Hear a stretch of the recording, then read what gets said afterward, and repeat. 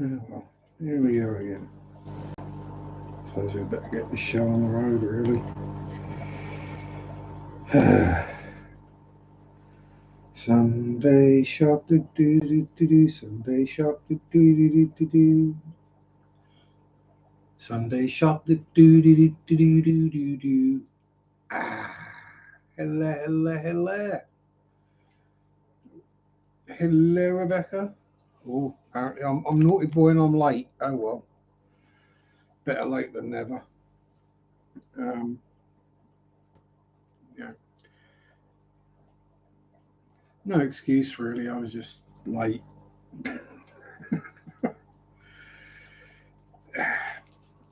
One of those things. But there we go. How are you? Hope all is well. Um, and Yella's egg. Yep, go for it. Go for it, Yella. Not a problem. Howdy, Scotty Aquati. How you doing? Hope all is well, my friend.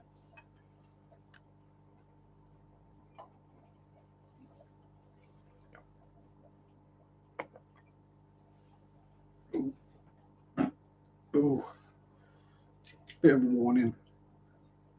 Got a bit of wind today. Maybe I shouldn't have had flapjacks earlier.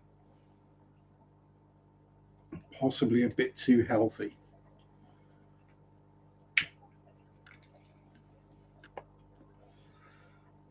Hey, we shall see to that with energy drink and cigarettes. That's always a good cure for what ails you, as long as it's not a heart condition or a lung problem. Um,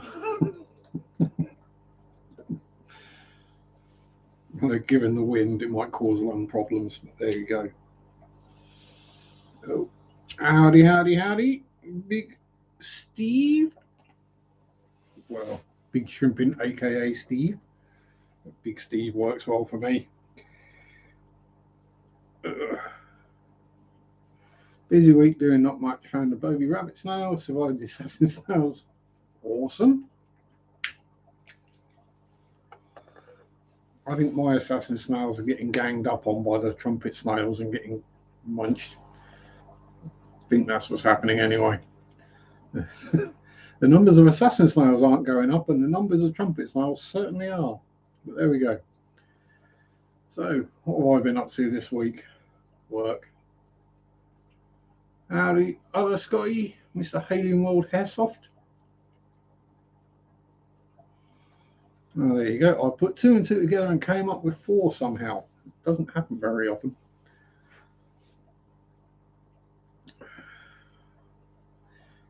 My brain tends to work weirdly.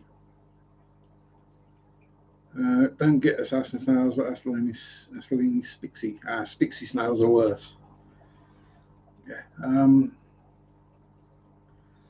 Yeah. So I've got some assassin snails in the hope that they might get the trumpet snail numbers under control, but yeah, they're not.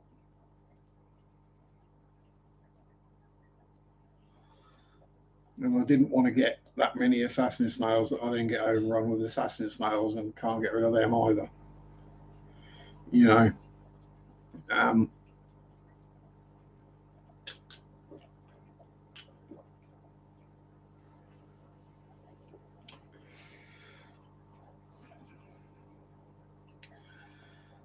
Spixie is just overpopulated, reduce the feeding, they eat the plants. Yeah, this is it. If you got too many snails and you do the cut back on feeding and it will reduce the population, no. I'll just eat your plants. I'll find something to eat. The will to survive in nature is actually quite a strong will. It's, yeah, Spixies get a decent size as well, don't they? So, yeah, they quite happily munch on an Anubius.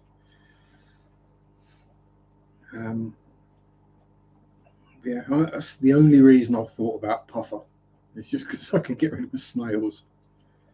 Is there a snail trap on the market? Yes, there are, Sky. I just have to remember to use them. I've got one. Trumpet snails are uh, they don't tend to fall for snail traps. They'll go in and they'll come out again. Um,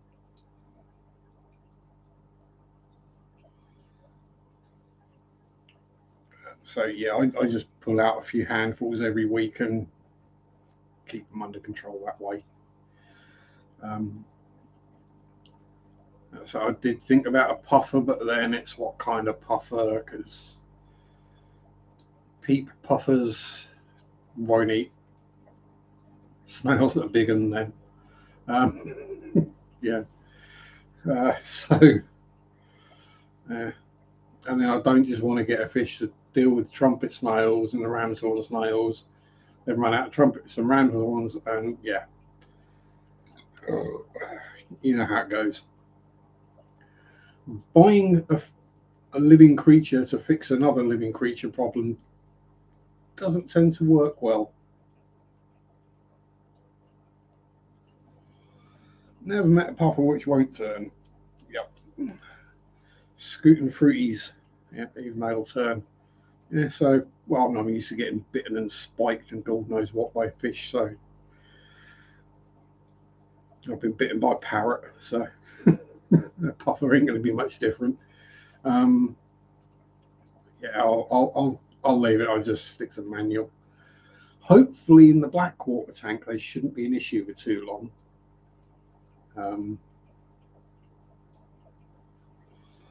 Because I've managed to turn that tank into an environment that snails do not like. Oh, thank you very much, Ricky. Welcome aboard. Hola. Yeah, I'll say a bit about that in a bit um, when there's a few more people about.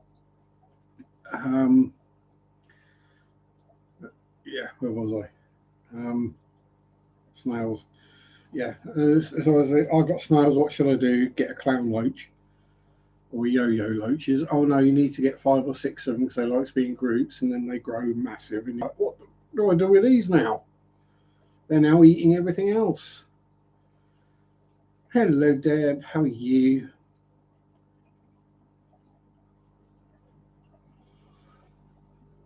Green spotted, Congo spotted. More personality. Yeah, I just don't want to dedicate a tank to one fish. As you know, I like the breedy. Me like fishes that make more fishes and make me money. Um,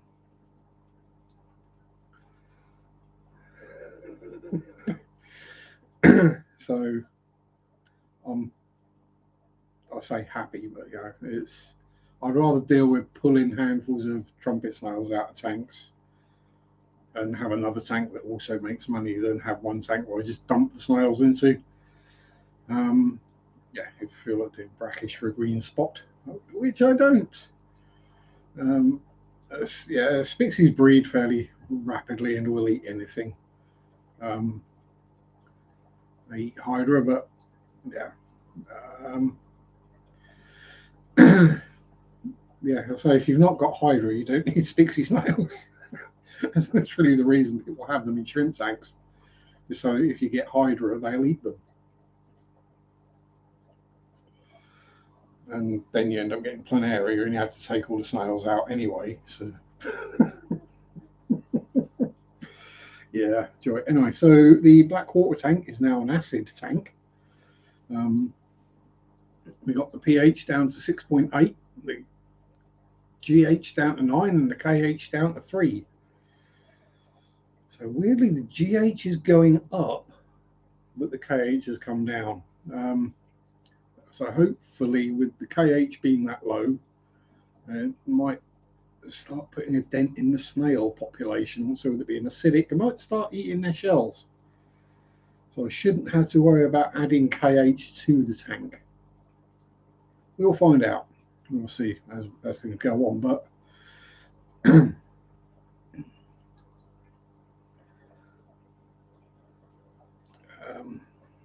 yeah, they get pretty big as well, Spixies. I know Mark Shrimp Tank's got some as well. So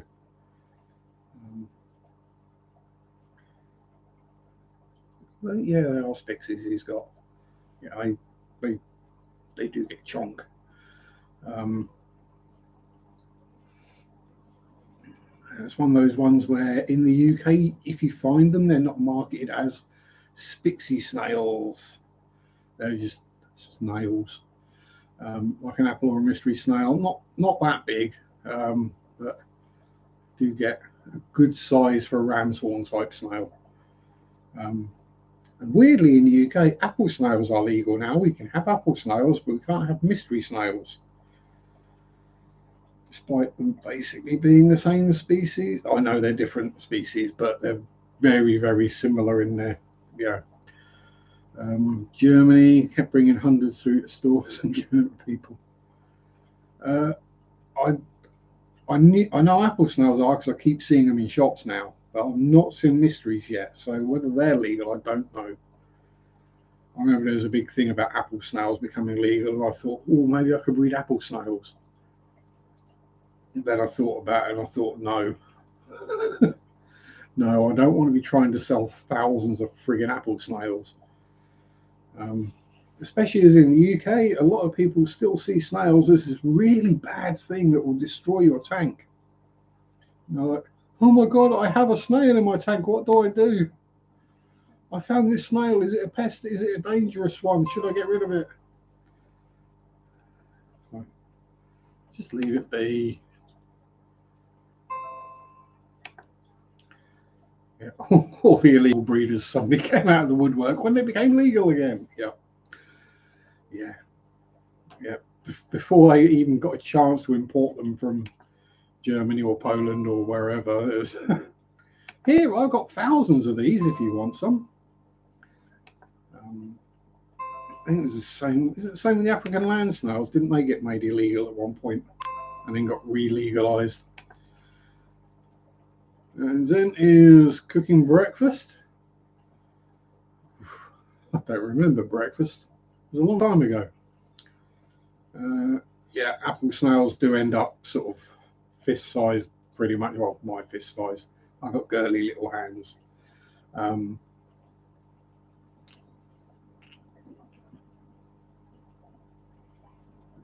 Hence the name apple snails. Thank you very much, Zen. Yeah, there's a fair few people here now, so um, was it yesterday or Friday? I can't remember. Never seen land snails legal. Had them clean up crew. Also come with banana worms.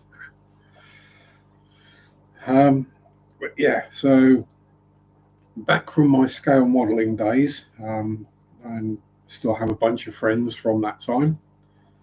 Still keep in contact, and one of my friends passed this week, unfortunately. Now he was older than me, so not talking sudden loss of a young person or anything. Still a shock, not a huge surprise because he did have some health issues. But yeah, he was a proper gent, heart of gold, help anyone out if they needed help, always there for anyone to talk to if they needed to. Just an absolute legend. So rest in peace, Big Sam McCord, and give them hell up there, buddy. I know you will. And yeah, so there's that. We're going to leave it there, I think. Howdy, Salient. How you doing? Um, yeah, I'll say it's one of those where it was a bit of a surprise to find out about it, but you know, the health problems in and out of hospital lately, so it wasn't a huge surprise. Obviously, massive sympathies and condolences to his family, his wife, his daughter. Um, I'm not going to name their names, obviously, privacy reasons. But yeah, he was always there for me if I needed him. He sent me model kits just out of the kindness of his heart. Um, and yeah, just an all-round good guy. He didn't want to be on his bad side, but it was just an all-round good guy. It was one of my friends from the scale modelling community, Salient. In fact, I've still got some kits that he sent me. Thank you very much, Ricky. It is, but you know, the older we get, the more, I won't say we get used to it, but the older we get, the more we sort of expect these things might happen. Especially when you fart about in hobbies where you're like the young guy and you're in your 40s. So, yeah. But no, that's, yeah. So, yeah, rest in peace, big man. Or as I used to call him, Sexy Sam. Even sent him a Valentine's card one year just for a laugh.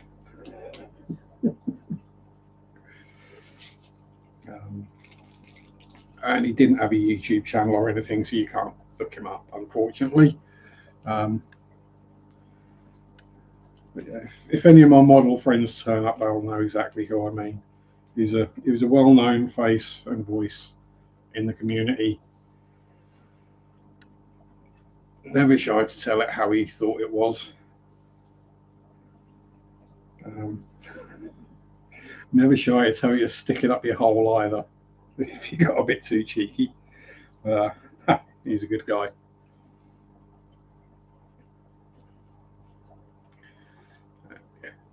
He was from Belfast, so yeah. Yes, that kind of explains a lot of how he was.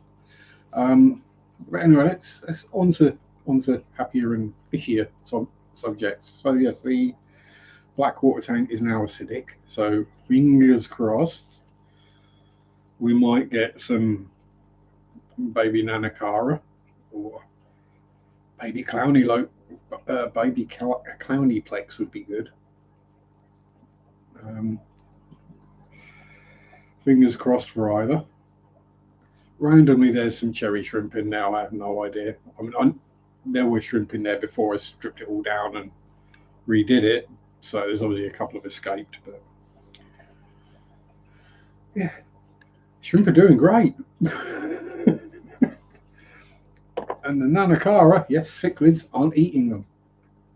It seems to be the way for me. If I put shrimp in a tank with something that should eat them and destroy them, they do really well.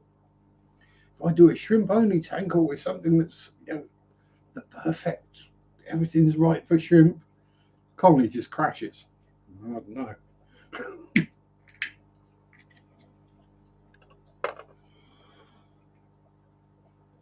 My two best shrimp colonies, one was with a betta, and the other one had a trio of butterfly cichlids in with it. And I didn't even realise there was a colony of shrimp in that tank. Well, until I went to strip it down literally and turn it into the shell dweller tank, that I found about 100 bright red cherry shrimp in there. I wonder if the predators actually make the shrimp do better. Well, I mean, they do hide up a lot more. But yeah, it might be. The predators pick off the weak shrimp, and only the strong survive, which leaves stronger genetics and healthier shrimplies. Thank you very much, Ella, with the linky poos. And Tommy's here. Good evening, sir, Mr. Silver Queef Aquatics. And Dusty from Saint's Dust Aquariums.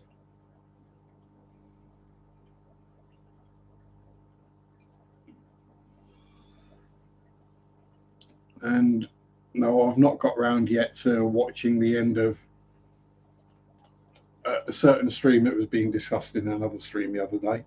If you were there, you'll know. So I'm going to withhold anything I might say about that because I haven't got the facts. I haven't watched it.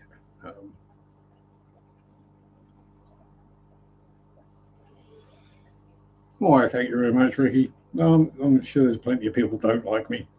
There's probably some people who watch just to see if they can find something to slate me about somewhere else. Probably stocking levels. Hence what this week's short was for. Someone was moaning at me for overstocking my tanks when I had 2 bristle noses in one tank. So I made a short and just showed them off. You'd think so, Cara, but weirdly, in both those tanks, all the shrimp were proper full-on cherry shrimp, bright red. Yeah, exactly. It all counts as an engagement. The algae rhythm doesn't care whether it's a thumb up or a thumb down. It's just a thumb. And the hilarity in that is not lost on me. Because going back to my friend Sam, he had one of his thumbs amputated halfway. So down to the knuckle there. So his thumb up only came that far. Yes, the algae rhythm. We do fishy stuff. We don't have algorithms. We have algae rhythms.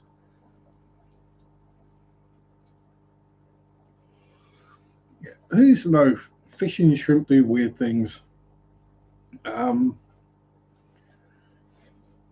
So yeah, I mean, lots of hiding places. There was rocks and moss and lots of plants in both situations where the shrimp did better. You, anyone, feel free to nick any Sharpieisms. I have no worries about that. Plecklet is being used all over the place now. Criblets, um, wobble monsters for the wobble monsters. So, you know.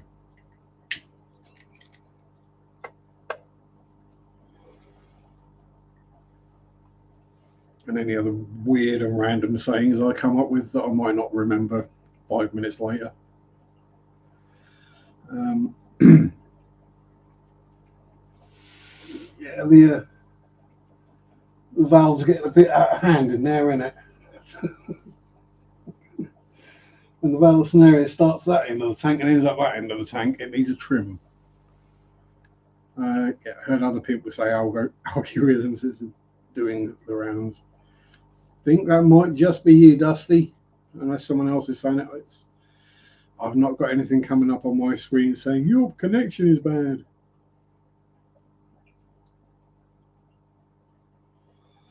No plecklets here. Had to get proper caves with the barrier ancestress. Oh yes, they deserve a proper bedroom. The female refuses to use anything but her tunnel. Yeah, exactly. They have to have the correct sleeping arrangements.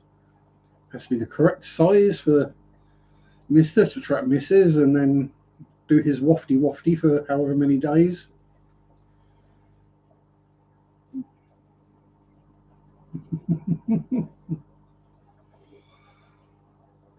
I would try a prism, and I'm going to stay clear of the joke about prisms. Yeah, if you're not seeing it, Pink Floyd recently had their 50th anniversary. So, and obviously from the Dark Side of the Moon, I think it was, the album cover is a prism, white light shining into it, and then the rainbow coming out the other side. So they made that part of their 50th anniversary logo with the rainbow.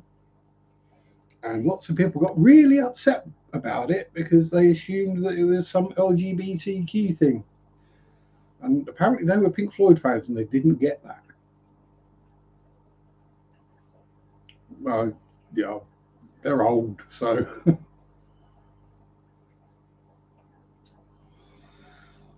it's not like any of them actually give a smeg anymore. Now they're all multi millionaires. Drop the soap if you're looking for engagement. That only works in prison, which is why soap on a rope was invented. So you could hang the soap around your neck or strap it around your wrist, and you wouldn't drop it in the prison shower.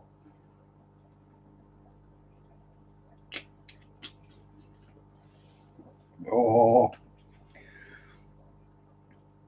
happy birthday to you. Happy birthday to you. Happy birthday, dear Queefy. Happy birthday to you. Hurrah! Now let's see if that one gets past censorship for singing it that badly. Hello, Sarah. Uh,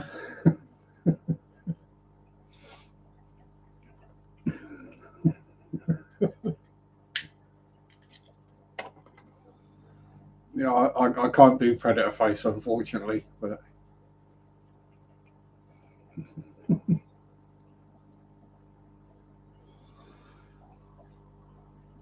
yeah, just don't drop the soap in front of your wife when she's holding a cucumber, okay, Dusty? Um, ramming speed. Yeah, yeah.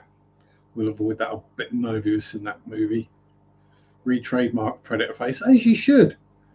It's something no one else can copy, or very few people can copy. Um,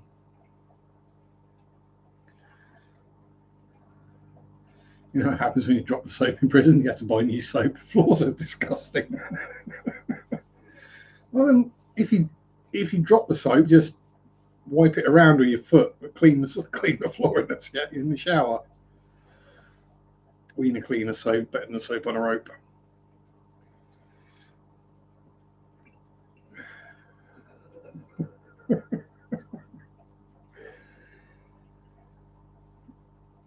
Yeah, the wiener cleaner. That's the tubular soap.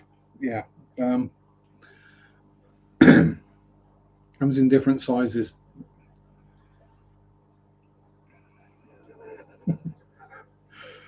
Uh, uh, it's probably right next to the link for the after curry wipes.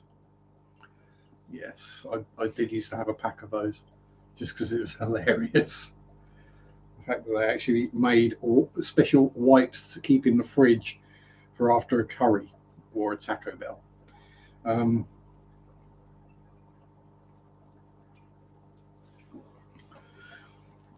the refrigerator, yes, wet wipes basically designed to be kept cold so the ring sting is counteracted slightly. Do I need another mechanic? Yeah, for me, yeah, I think I need more than the mechanic to keep this thing working. Um, oh, another wrench wench. Oh, we can do. Howdy, Mikey. How you going? Oh yeah, if people buy you gag gifts, you have to put them on display. Because then they only do it couple of times, and then they realise you're not embarrassed by it, and you're going to own that stuff, and they just give up then. Yeah, like the R2D2 and AT-AT fleshlights. And yes, there is actually a channel on YouTube that reviews fleshlights. It's a guy who collects them. He even buys them second hand. That's an unboxing video you don't want to watch. Even I wouldn't watch that. And I used to watch live leaks. So, oh, go away. Yes, I know my McAfee is out of date. It makes more sense than the My Little Pony ones. There's probably a car exhaust one as well, because we've all seen that video. Um, well, and in other news, China sends out some more hobbyist balloons for upscaling the threat of communists taking over in America. Oh yeah, can't be dealing with that. There's America spending billions upon billions making spy planes that can outrun a guided cruise missile and fly super high, and the Chinese going, frick it, balloon will work.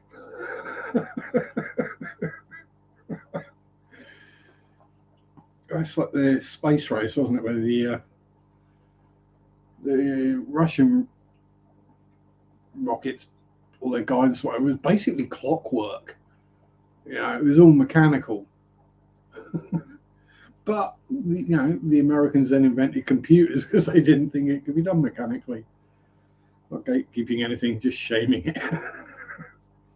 Hey,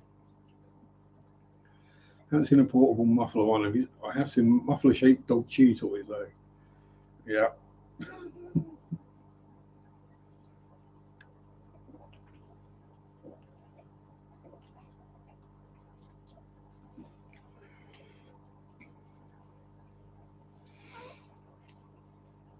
You see, these are all terms I've had to learn. Things like gatekeeping and whatever, thirst traps and what? Oh, thirst. Oh, that's what you call it when you used to buy or go into the DVD movie rental shop. There'd be a picture of some breasty woman on the cover wearing a bikini or something, and it looked really cool. And you think, yeah, she's, then no, they're not actually in the movie. How much money I put in for swearing in? Yeah. Well, I've got a fart box which I'm supposed to put money in every time I pass wind, but it's not big enough. What's in the top three tanks? 150 bristle noses and about 20 pelvicochromis subocellitis. 150 super red and longfin super red bristle noses. 150 bristle noses. Bacterial blooms. That's why they look cloudy. Because I have to clean out the filters at least twice a week so the filters actually work. But which means that I do get rid of a lot of the bacteria sometimes. So yeah, we have basically permanent bacterial blooms in them. And there's also hundreds of snails in them as well. But, you do the water tests, zero ammonia, zero nitrite, usually about 20 to 40 nitrate. So they're healthy. The fish don't die. I sell the fish and they don't die when the shop sells them. Member of the TFM went through some medical issues, needs some financial support. Please give to Mike's Aquatics and Things. There we go. I drilled. Looks like an auto water change system. No, it's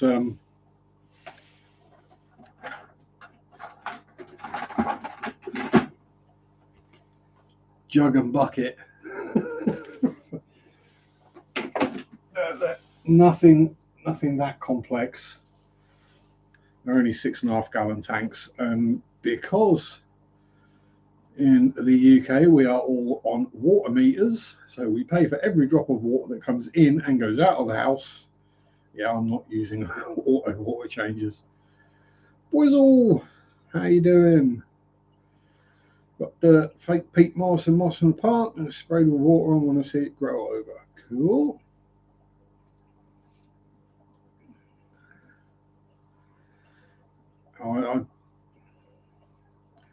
Tubing or at the height for siphoning. They're high enough to siphon, but it's just quicker to get a bloody jug and go. The bottom one obviously is too low for a siphon's work, so I have to jug that one. But yeah, it's just bucket and jug time. Generally takes about half hour, 45 minutes for a quick one, and then hour and a half if I do anything a bit poncier. But yeah, if you see like cables and tubes and stuff, that's the cables hanging down off of the lights that are mounted on the undersides of the shelves that you can just about see up there, because that's how it was originally lit. Point in the right direction, finger. There we go. Somewhere around there. That's not plugged in anymore, because that's how it was originally, and then I actually got lights for it.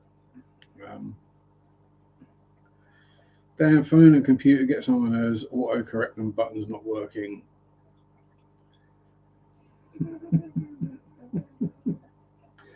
This is why one of the very first things I do anytime I get a new electronic device, turn off autocorrect and turn off the predictive text thing as well.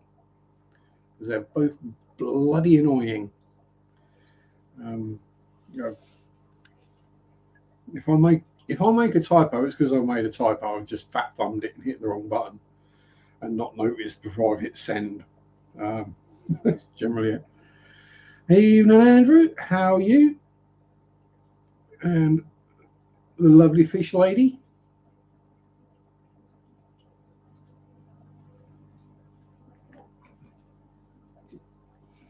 Yeah, predictive text is always, for whatever reason, it always corrects the spelling to be wrong. It always puts in the American spelling of a word, and you're like, no, that's not how it's spelled. Not in America. Although on some things you can set it from English or simplified English, which usually has an American flag beside it. I'm not joking, literally.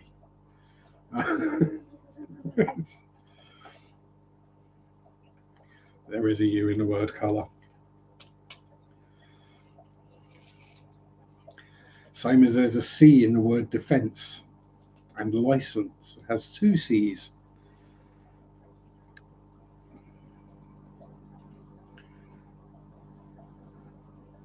Simple English is the most common 100 words.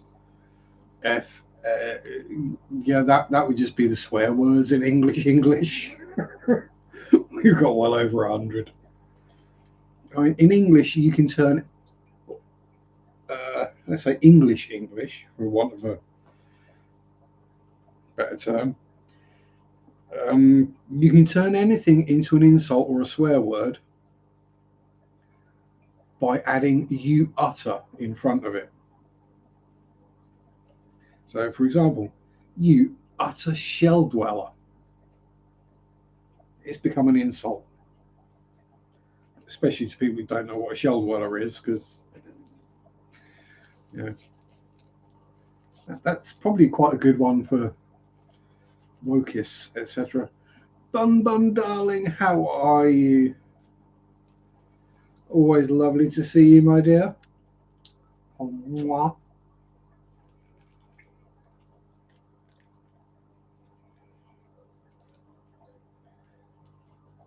And to explain, yes, I do call Bunny Viper Ivy Bun Bun. Most of our British swears don't register as swears where they're banned. Yeah, it's true. They ban something, we just come up with different ones. I mean, it's like pleb had died out as an insult till that Tory politician called a pair of policemen plebs and got fired for it. And then we all went back to calling each other plebs for a few months.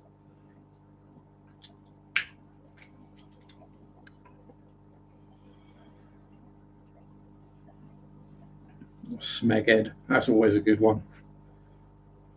You just do a slight rhyme or replacement of something that's new. Where yeah, you also got Cockney rhyming slang as well. So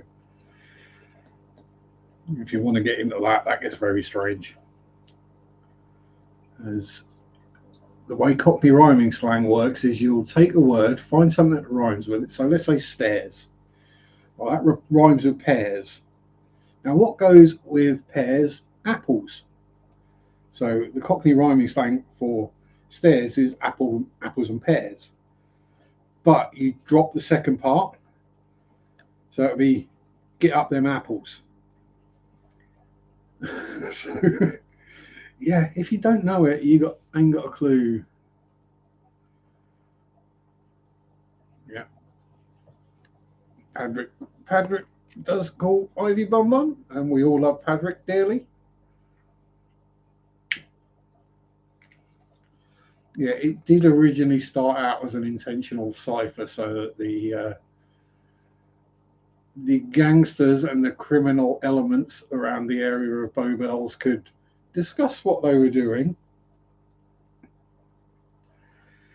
Yeah, without people actually understanding what they were discussing. No, let's go do a snobbery. Yeah, it didn't work very well that way, so it complicated it. But yeah. So you talked about the supervisors know what you're talking about. Now then you just speak in a different language. English usually works.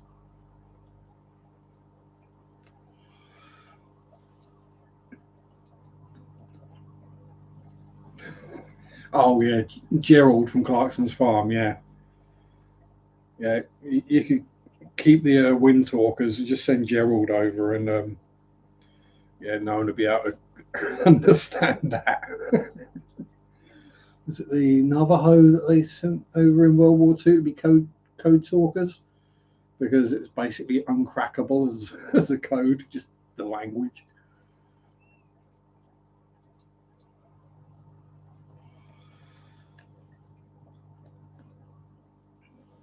Um, it doesn't have a written alphabet, so you can't crack it by writing it down. And yeah,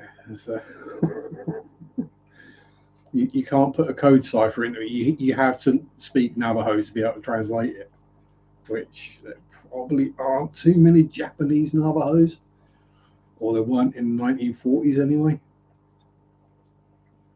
All drugs have a female code name. Yep. And also, most navies name their ships females, or their ships are female, apart from the German Navy, where they're male.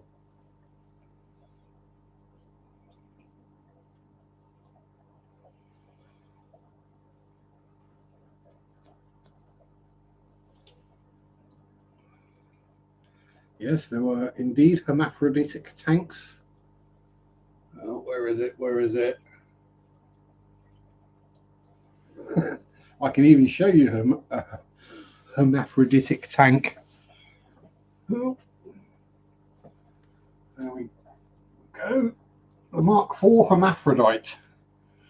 So we have the 6-pounder guns on one side and the Vickers machine guns on the other side. Get it in shot sharp might help. So Vickers machine guns, 6-pounders.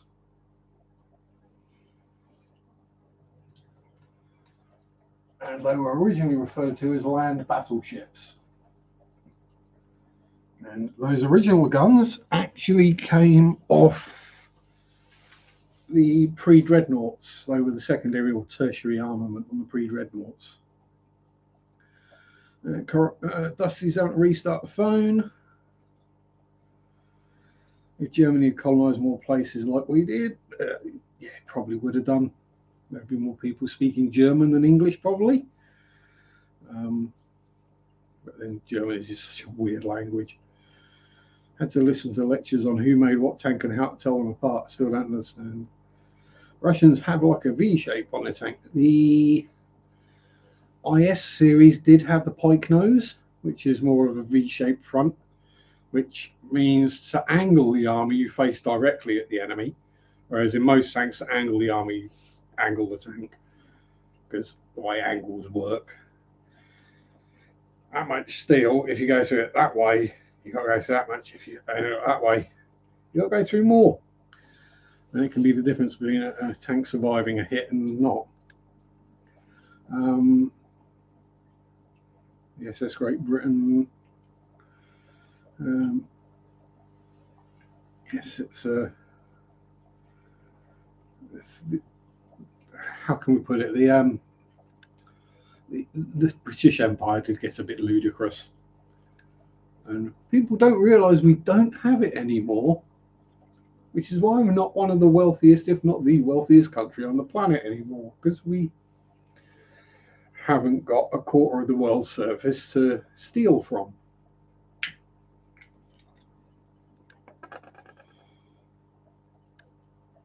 Well, we don't. We have the Commonwealth, but they're all independent countries. They don't actually pay anything into the UK.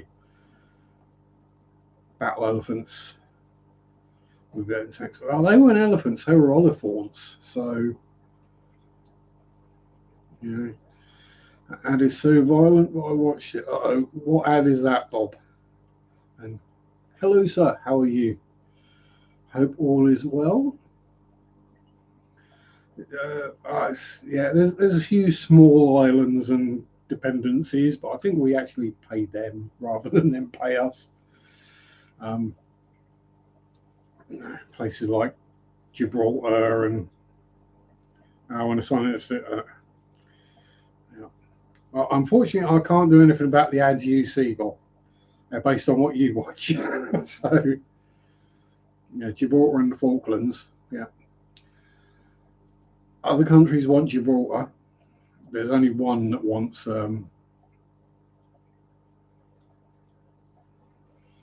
Only one country that wants the Falklands, and yeah, we're not giving it back.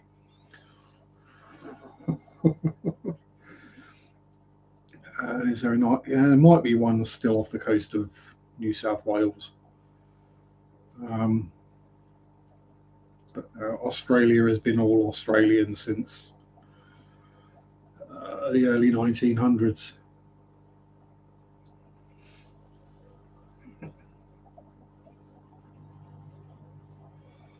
New Georgia. Yeah.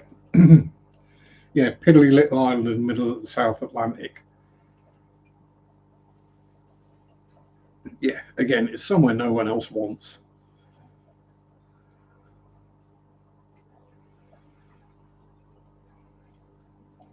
Um, yeah, so you can control it to an extent. I just don't bother. YouTube Premium does actually pay creators. That's one of the good things about it. Um, you go into your analytics and go through where the money comes from, as it were. It will actually say how much is from ads, how much is from blah blah blah blah blah, all the other stuff. Then it'll have YouTube Premium. So you do get money from premium users who watch your videos. Uh, could well be, could well be worth more. Um,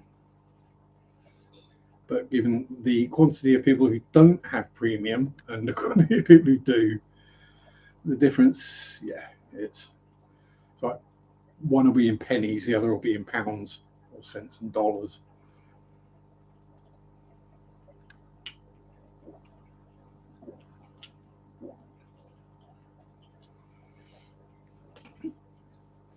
So I don't bother with premium either because I'm tight.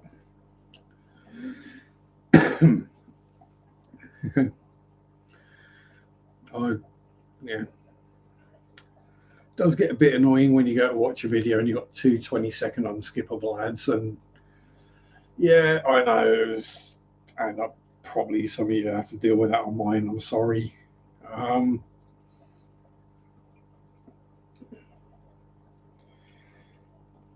I did have one come up the other day. Thankfully, it was skippable because it was like an hour and 30-minute advert for something. I skipped it after 5 seconds because it didn't say what it was about. I'm always thankful for everyone who takes the time to watch one of my videos and then takes the time to comment or hit the like button or share it or do any of the good clicky stuffs. Um,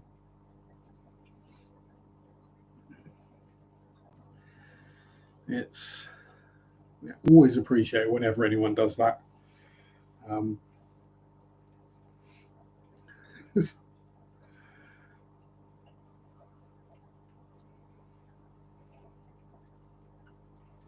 can already tell a live stream.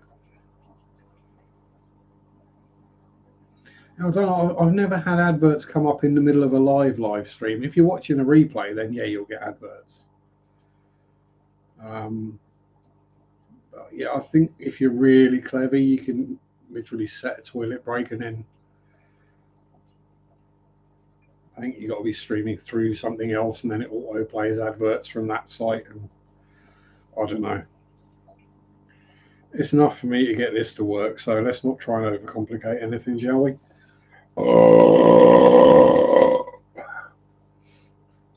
Um, yeah, commercials in live streams would be an absolute pain in the butthole.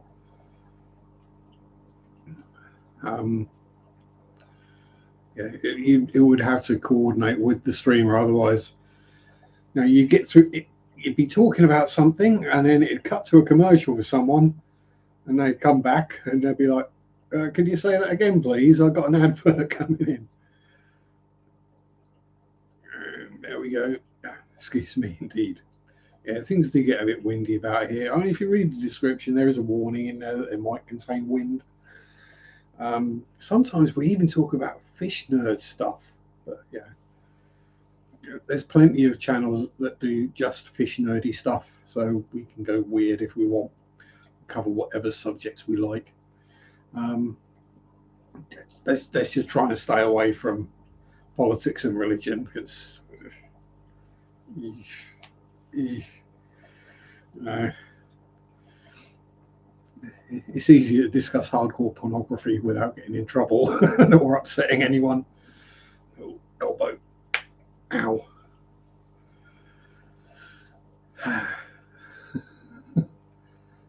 Boisy's back with a name change.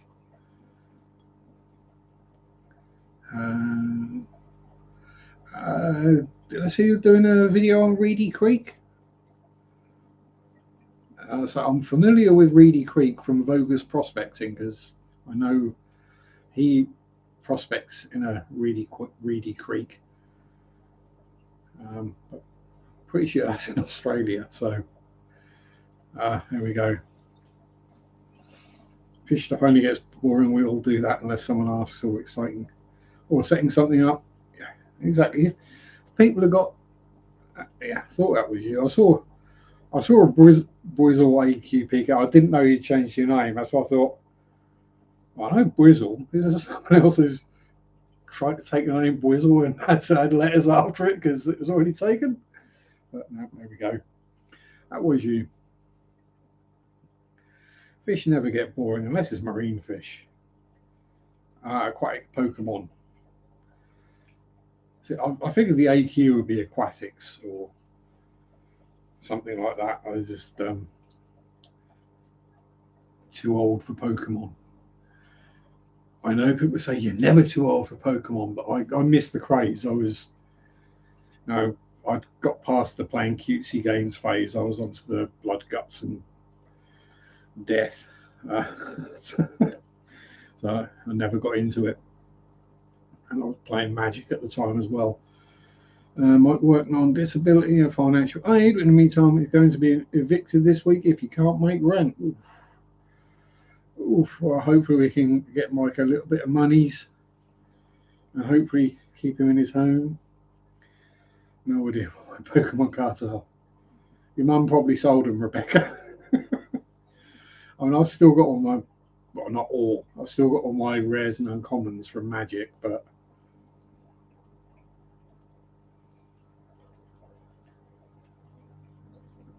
there's probably quite a bit of money's worth there. As this all like goes back to beta and third edition, which, if you know anything about Magic the Gathering, you'll know that was very old. When did I move in? Yeah, probably the latest Magic cards I got probably in '96. Room is intact. Parents are moving, so I might take all of my debts next week. Yeah, might be an idea to take anything you know you want, because anytime you move, as you know, stuff can go missing. We've all been there. I wondered where my wine glasses were for like 15 years. And then I found a box in the bottom of one of my wardrobes. It was still there from when I moved in 97, something like that. Yeah, it'd been there for 15 years. I put it there when I moved in and never got around to unpacking it. You just completely forgot about it.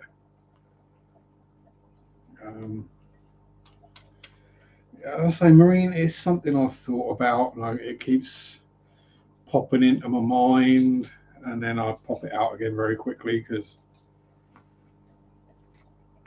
to be honest, it seems like a massive pain in the butt. I wouldn't want any of them horrific blue lights, so I don't fancy having a migraine 12 hours a day.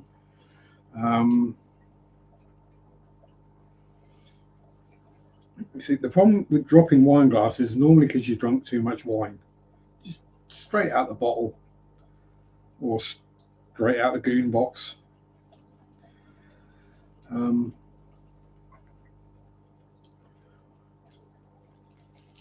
Yeah, like some water finds.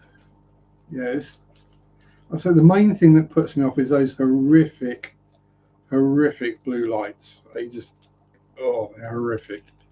They should be banned. Yeah, you can get the wine glasses that actually screw to the top of the bottle. And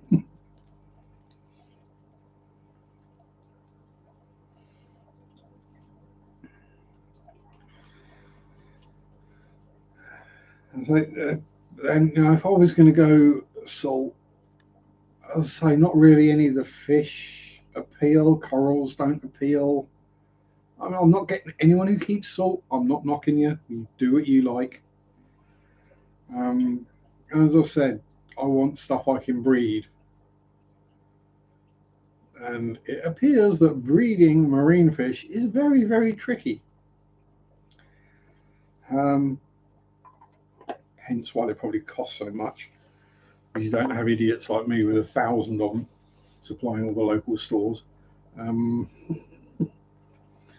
I mean, about the only thing I'd kind of be interested in would be some of the weird things. I mean, some of the shrimp are cool. The crabs, and obviously sea cucumbers. You'd have to get the pink one, just because of how perverse they look. And probably a lot of the things that people say are bad in a saltwater tank are the things I'd probably enjoy, like starfish and what they call aptasia, worms, and all that kind of cool stuff.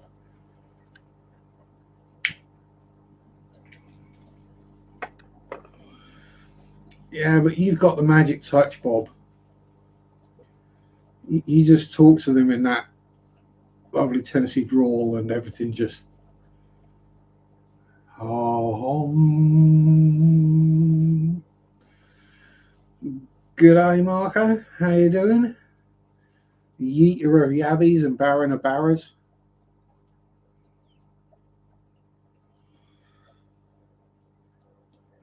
Anyone who doesn't know, a yabby is an Australian crayfish, and a barra is an abbreviation of a barramundi, an Australian fish.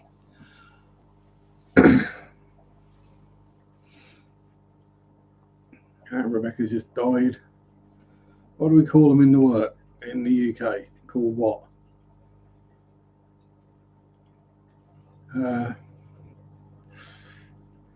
Pass. It's probably a different species, but you know how these evolution works is you end up with two species very similar in very different parts of the world where they've evolved separately. Yabbies are called them crayfish because that's what they are.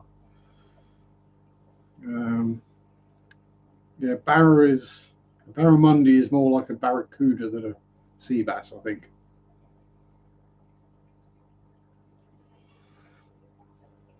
But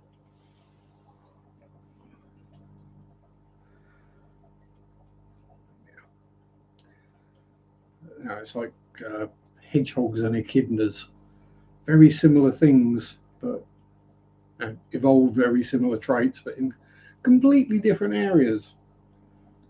Convergent evolution, something like that. Sea bass also have very little parasites. Good to know. Is that why it costs more then?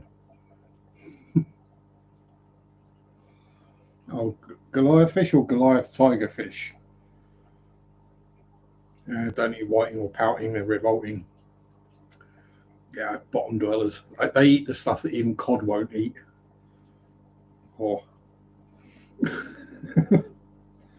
basically catfish, let's be honest. All three are pretty much just scavengers most of the time. Cod and people eat cod and they love it. And it's like, have you ever actually seen what a cod looks like? Oh,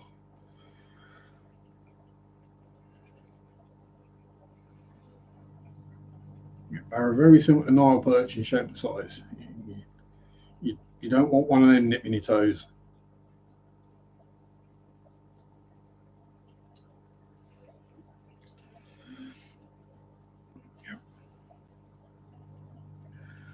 I will just stick with whenever I go to the chippy, getting a jumbo sausage or a Savoy. It's just a lot easier.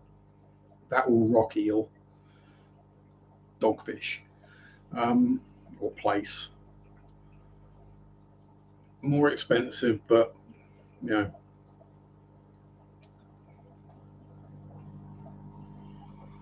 Pelagic cat, yeah, pretty much. Pelagic catfish, yes. I mean, if you think about how their life is spent, you know, things like cod, pouting, whiting are pretty much bottom dwellers that eat the crud that lands up on the bottom and anything they can catch. You know, mystery meat in tube form, exactly. It's all the tasty bits of the mystery meat as well.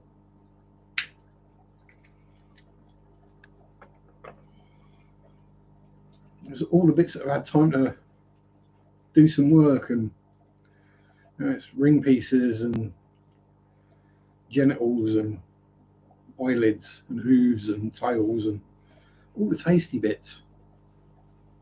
Well, it used to be. These days, people get upset if they put all that in sausages. It's just basically pure pork these days. Do they still require you to cut up your jumbo sausage? Ha ha ha ha ha ha ha ha ha. Thank you very much, Bob. That one came through. Always appreciated. Um, I prefer to just swallow the deep jumbo sausage in one. Just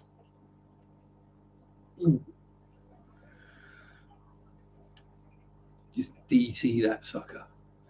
Um, no, usually I end up sharing. Well, not lately, but I used to end up sharing it with the cat all the time. So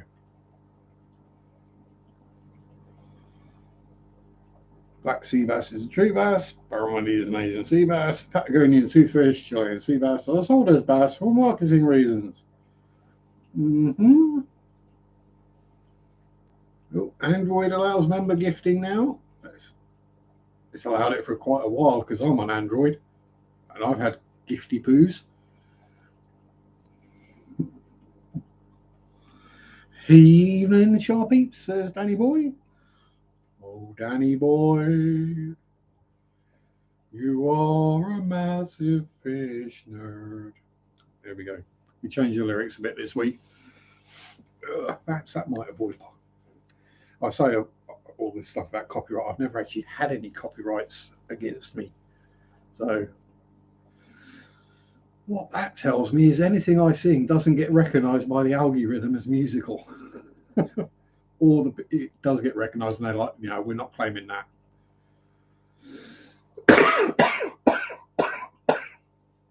Oh dear. Oh, you could always accept it. You couldn't donate gifts from Android. Ah, there we go. So I've never had an Apple product in my life.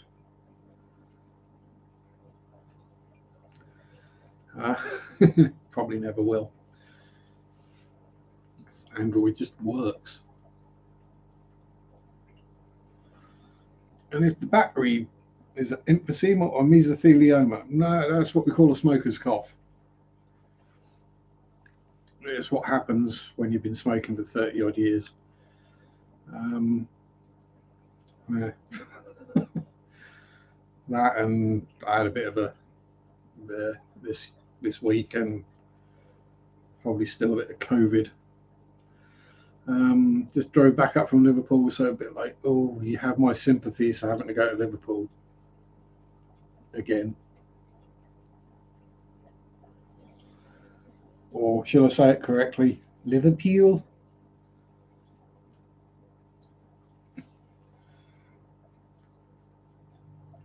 Liverpool, where the Liver building is, and the Liver birds.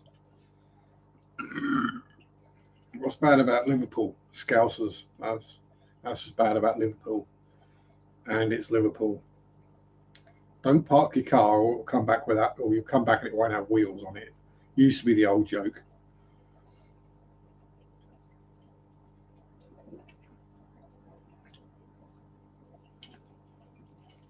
It's just one of them things where different parts of the UK slate off different other parts of the UK. You know, Liverpool, Manchester, Essex, London. You know, if you're down the south, if you're up north, you slate like London and Birmingham. Well, everyone slates Birmingham.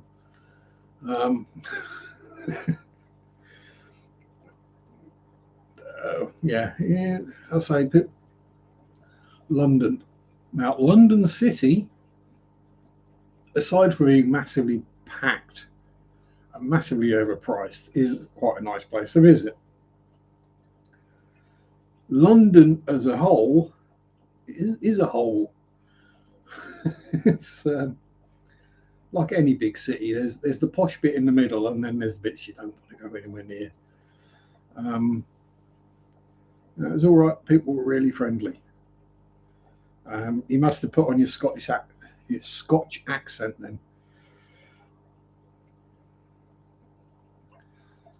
Like driving your own car at the Raiders Stadium in Oakland. Yeah, probably.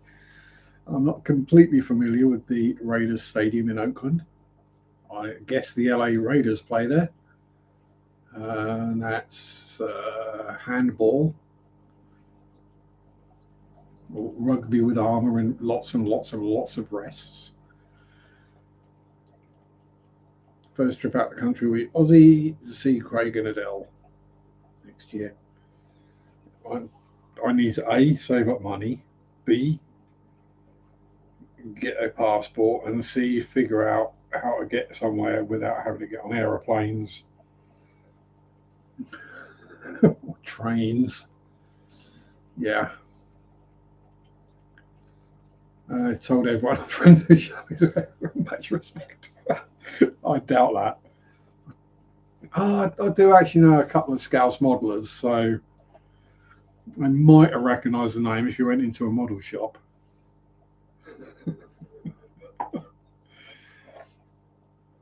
Oh, God, not that bloody guy. A guy with 12 fingers from Norfolk. Yes. It is quite amusing. People know, if you're not aware, Norfolk is kind of like the inbred, kind of. It's like England's Alabama almost. So yeah, there's all the jokes about having 12 toes and webbed feet and 12 fingers and yeah, all that.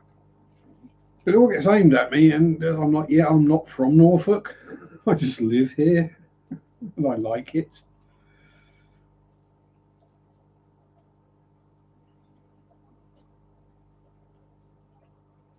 Yeah, aren't in Oakland anymore, but yeah, yes. So they're not the LA Raiders. They're now yeah.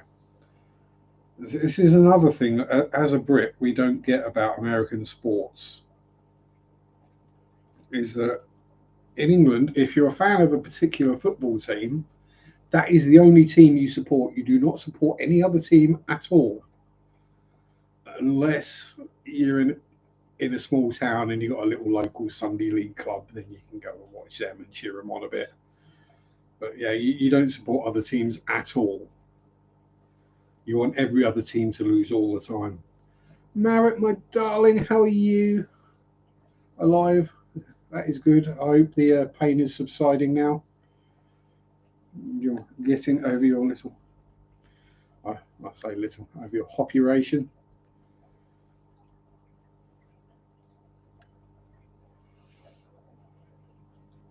Is this the one you were supposed to have like 2 years ago? But every time it came up, you kept catching COVID.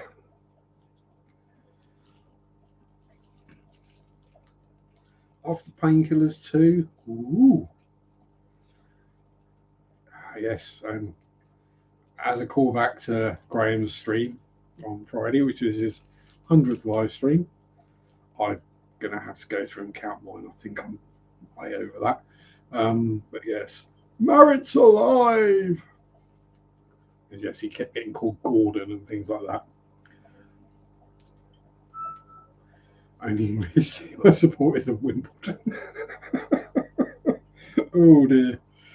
Yeah. Yeah, look up the Crazy Gang, because that's what Wimbledon were known as. Oh, big hugs back to you, Marriott. Yeah.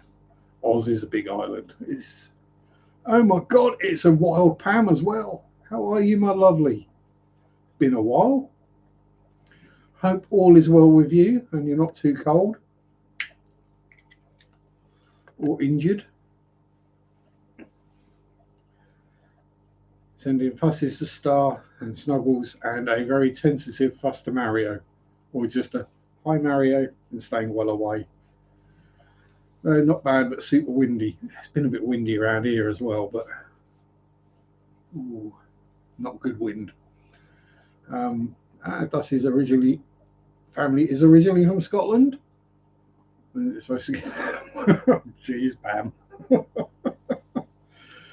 So that's going to freeze your front door solid, isn't it? You're not going to be able to get out even if you want to.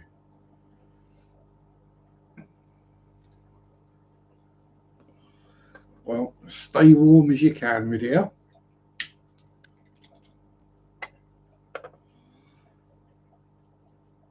And you're of the age now where you're allowed to rub your arms and look around angrily for drafts. That's what I remember most about old people. Wearing a little cardigan and going, ooh, there's a draft. Where's that draft coming from? Don't know what happened. I only find one shrimp in the tank. There's like 9 in here on Friday. Probably hiding. If there's nothing there that's going to eat them, and you've not found any dead ones, yeah, if they've not, if you've got snails in there, the snails will eat them if they die. But it might be they've molted and they're just hiding. You don't want to know how well shrimp can hide.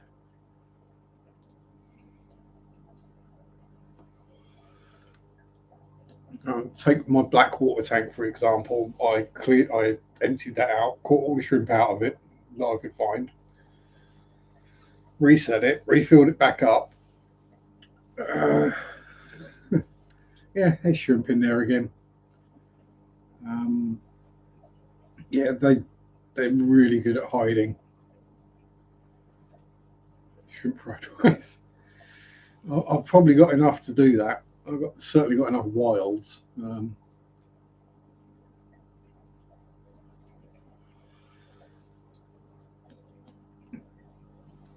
They do look a bit like Morecambe Bay shrimp. I wonder what they taste like boiled and potted. But yeah, there's always more shrimp than you can see. Shrimp are like crebensis. You think you got 2 and you actually got about 50.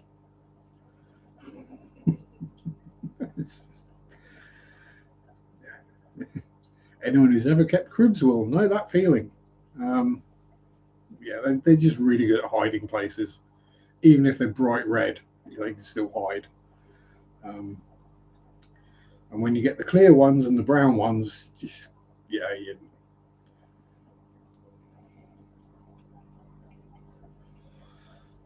so when it comes to catching my shrimp to sell to the LFS, it's more of an issue of not catching 50. Like gremlins, you just get them wet, exactly. I can literally just put the net in that tank and swish it about a bit and pull it out and have half a net full of shrimp. It's just then counting them to make sure I'm not sending too many or shortchanging or sending too many small ones to the LFS or any buried females. We don't want to be sending the buried females or any ones that are really nicely coloured. We keep those.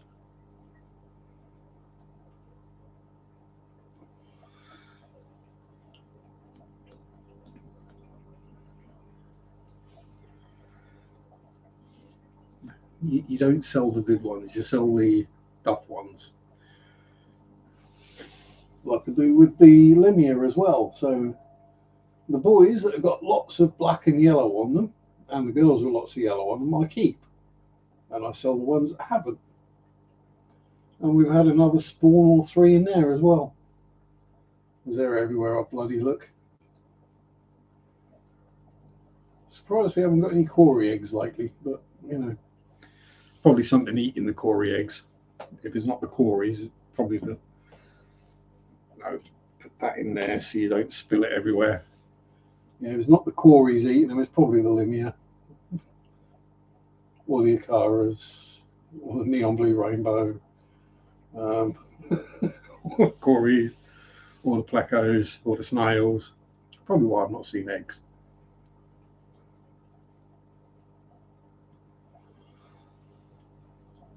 But they do like to snuggle up in a little group and have a snuggle and a snooze. You won't. You can look through most of the tank and you won't see a single Cory, and you'll find them all in a huddle in a corner.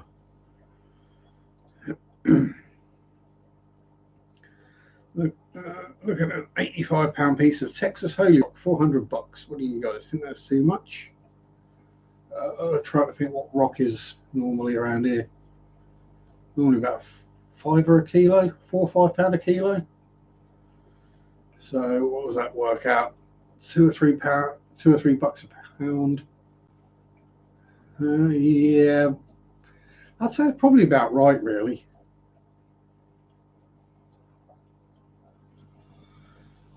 Because an £85 piece of rock isn't as common as a £5 piece of rock. Because, you know, when they get it out of the ground, I'm assuming they're probably waste from mining. It's probably been dynamited out of the ground. So, yeah. Yeah, it does sound like a lot for a rock, but an £85 rock is pretty sizable. What's that, 40 kilo?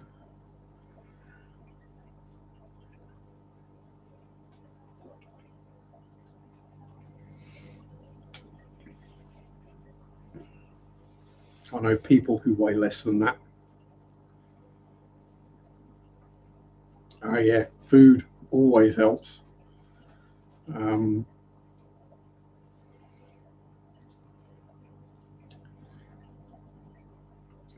some little piece take up 6 inches of space, or 6 inches or 6 feet.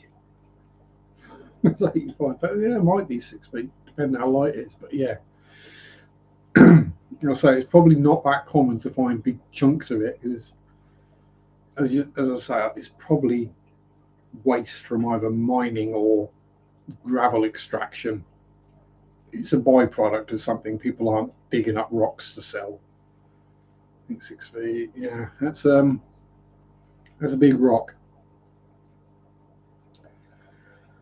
and it's definitely going to be a hard water tank.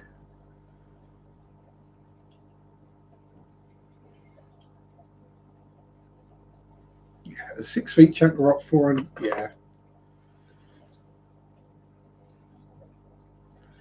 exactly. So if you like it and you can afford it, then go for it. Um,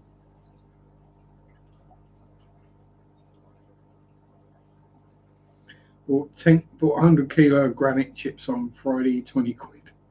Yeah, it's their they're a byproduct of probably like granite worktops or countertops. Is what happens when they've finished carving or sawing or whatever those out. So yeah, but yeah, 20 quid. That can't complain at that. And granite substrate, that's definitely inert. That's not going to do anything. Um, granite, no, it doesn't have. No, granite will be absolutely fine. Yeah, good if there's a calc place near you or a gravestone manufacturer.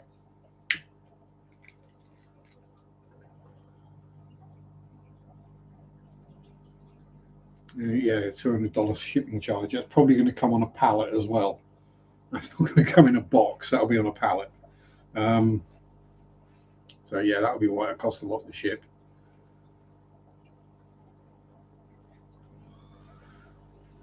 Because at that weight, no postman is ever going to lift it because it's above the I'm assuming you have legal limits on what you're allowed to lift in the US on health and safety ground.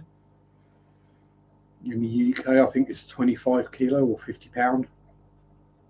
Any heavier than that, it's a two-person lift technically.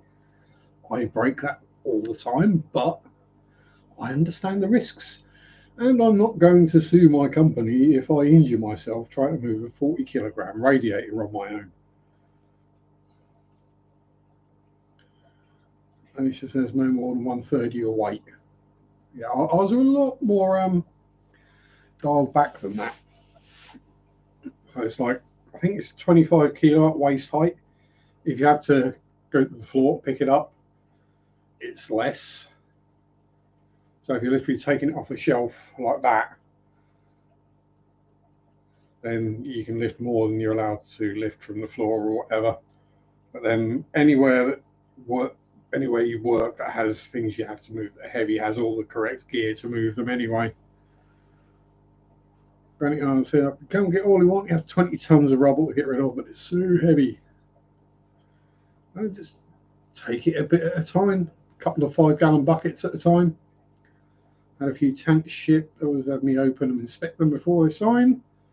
That is the good thing about things coming on pallets.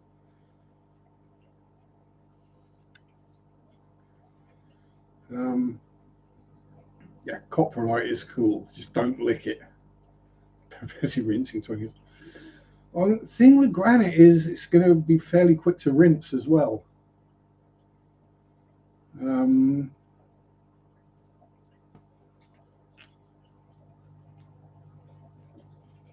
It'd just be granite dust coming off of it, which is quite heavy in itself. So, yeah, it would look great in the tank. Probably not put the quarries in there though. Don't think quarries would appreciate it too much. And you know what happen if you do? People go, you can't keep quarries on that. You know how it is. Even if you can prove that it works, people will go, you can't do that. So and so said you can't do that. This website says off. That website doesn't know exactly what your tank is. It's set up with massive safety limits.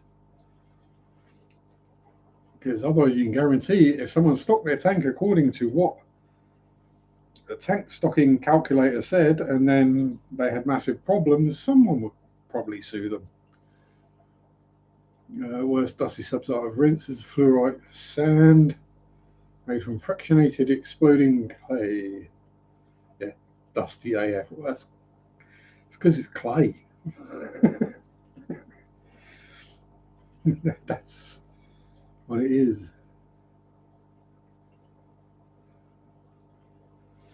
And it's I personally, I don't think I've ever rinsed the substrate. I just stick a box filter in there with some, just stuff it full of floss and leave it. It soon pulls all the bits out. Just a day or two and it's clear as a bell. Yeah, so you might find you just rinsed all the nutrients out of it. I think it's the ones that are advertised as being live that you're not supposed to rinse, or as given how long the bags probably sit in a warehouse or on a shop shelf, you can probably safely say they're full of dead bacteria.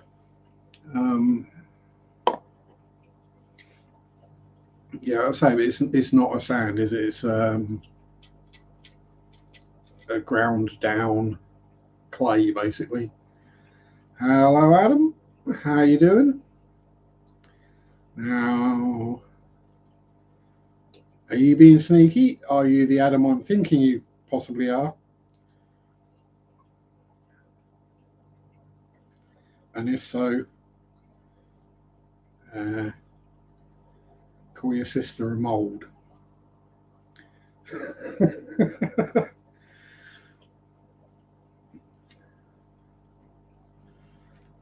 And yes, I do still smoke.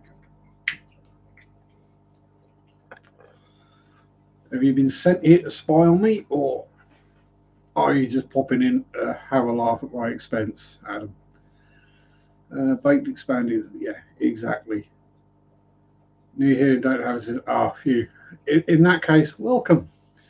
Um, my better half has a son who has the same name as you, so that's why I got a bit kerfuddled.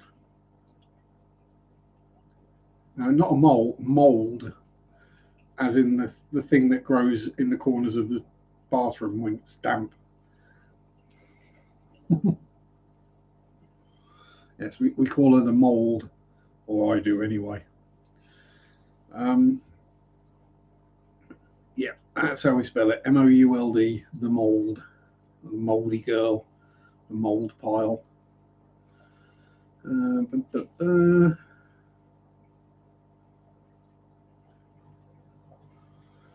Fond childhood memory, walking barefoot on the clay farm road. The dust so fine it swished through your toes and felt like a liquid. An unexpected luxury. Until it rained and it turned into an absolute swamp.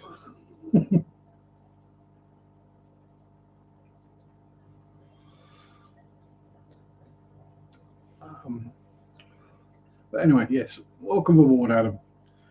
We are a bit strange around here. We sometimes talk about fish. Sometimes it gets a bit deep and weird and super nerdy. Sometimes we talk about walking down clay farm roads with fine dust on them. It's what happens when you don't have a script or any idea about what you're going to talk about until you say, hi. Yeah, I'm really professional at this.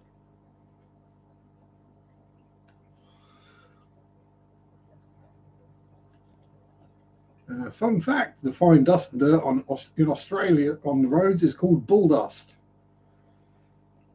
As long as it's not called ball dust. You're interested in the fish part? Well, fair enough, welcome aboard. We do fishy stuffs here, and even if we don't, there's fish behind me and around me and in front of me and beside me and all over the place. Once skinny dipped in a talcum quarry, so it's such fine dust. Sorry, I'm just enjoying the thought of bun skinny dipping. I know I'm going to dream nice things tonight. Oh well, never mind. If anyone does ask a fish question, it does go back to fish talk very quickly. Yes.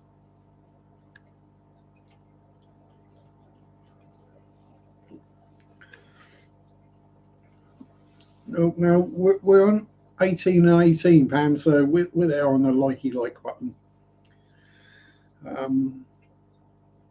All white bunny, yes.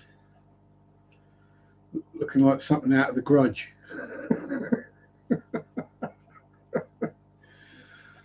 Yes, so I can just see Bunny coming up out of the talcum, and yeah, looking like something out of a Japanese horror movie. Not yet, Dan. No, still waiting on those. Guy's got to break them down and sort everything out, and knowing him, he's probably cleaning them and everything, and doing everything he can to make them like new. Is the full-grown size of a sparrow, and can it carry a coconut? Well, the second part is no, and the sparrow gets about that big. They're sweet little things. 50 Shades of Brown. And that's a movie you don't want to watch, trust me. Um, I just disgusted myself with that one.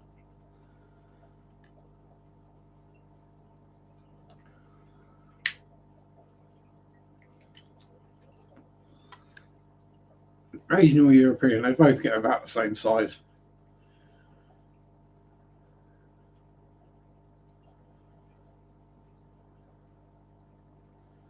Yeah, the Europeans, well, they nest in my back garden.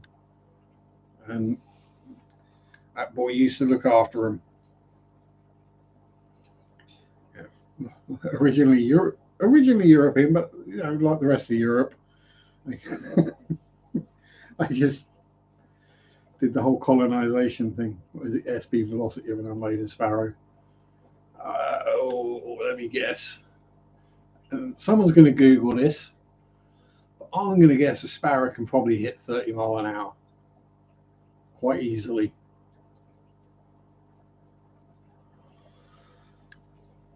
Yes, I got the joke. I'm used to the jokes. I've been doing this long enough to have experienced most of them, usually aimed at me. But hey, I have no problem with that. If people are taking the mickey, they're having fun, and then it's all good. Fluval 200 litre planted tank with community fish. Use stratum and the plants have gone mad. Fluval Roma 200 litre with fluval stratum substrate. Snap. Although the substrate in there is about 5 years old now.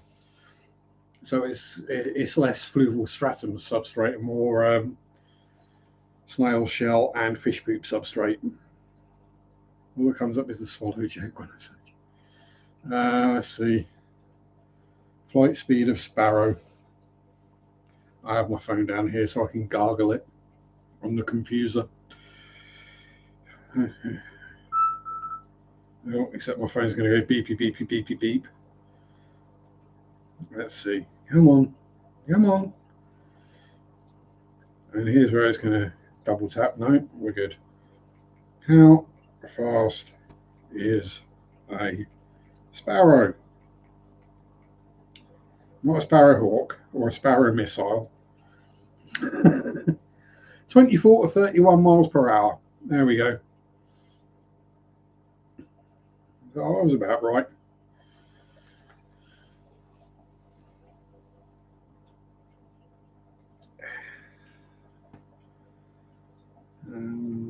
Sparrowhawk is the fastest creature on Earth.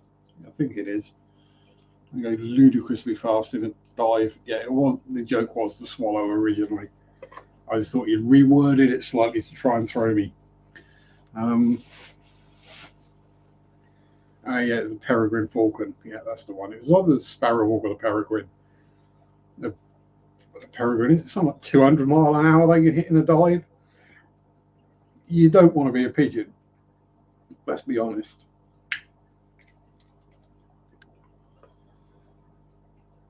When pigeons top 60 mile an hour in flat flight. Just fast enough to look sparrow dazed when they fly in the windows. Yeah. Don't clean your windows, people. Let your windows get a bit dirty. One, it keeps some of the sunlight out, makes it harder for people to see in. Also, it means birds and things can see them, so they don't fly into them. Monty Python doing funnies, yes. Oh, that was eagles and albatrosses, along with Norwegian blue parrots. That are just resting. 242 maximum measured dive speed on a peregrine. Yeah, ludicrously fast. So, 4 times as fast as a cheetah, basically. Although that is gravity assisted. And they're extremely aerodynamic.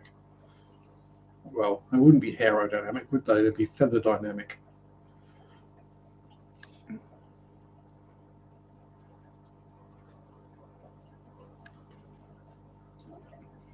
That's why my hair sweeps backwards, you see. It's because I move so fast.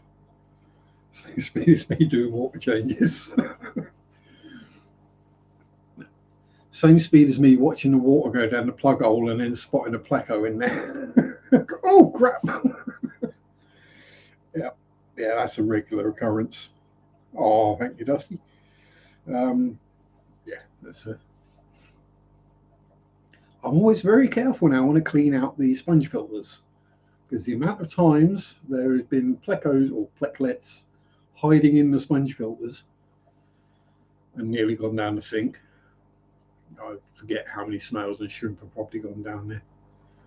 I'll know one day when I go to clean out the trap underneath the sink and find how many snail shells are in it.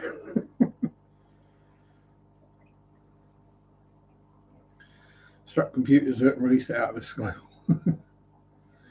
Yeah. Oh, and Becca's back. She's just had her din-dins.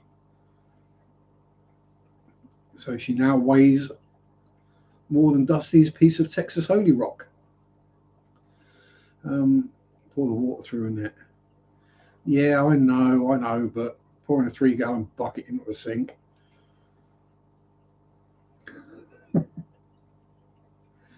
I mean, I know it's going to sound nasty to the people who have got like 10 or 15 shrimp or 1 or 2 baby bristlenoses.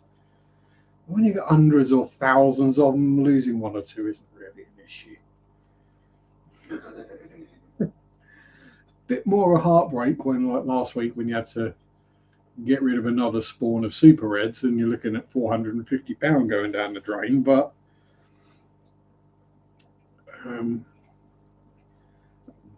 their eggs, I don't get rid of live fish like that. Just nowhere to put them. Although when I called up this week, they said definitely next week they'll want some fish. So hopefully next week we'll be able to clear a couple of tanks and make a bit of space. Maybe even have an empty tank. And you know what that means when you have an empty tank. It means you can take the bristlenose spawn out the breeder box and put it in a tank.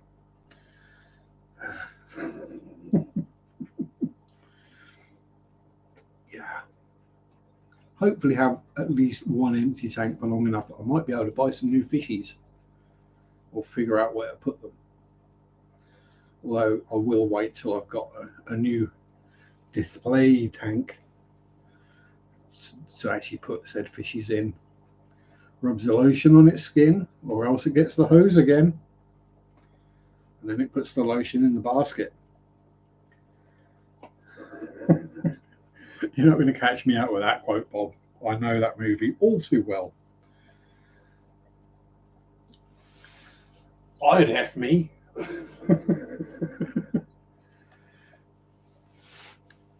Yeah. Empty tank equals next reptile on the list.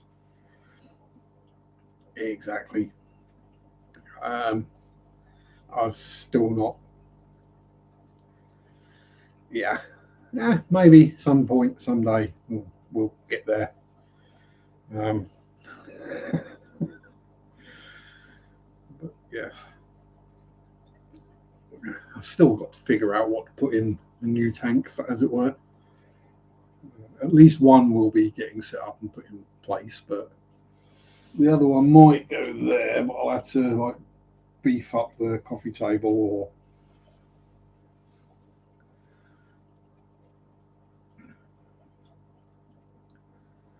it's in the problems with plecos being released in the wild. Sewers in Norfolk are going to end up being the downfall of the human race. Bloody hell, Skipper's here. How you doing, Skippy? Good to see you. Hope all is well with you, sir. I are honoured. They call him Skipper, Skipper, faster. Yeah, I'm sorry, I can't remember the themes of Skippy the Bush Kangaroo. Yeah, I do apologise for that.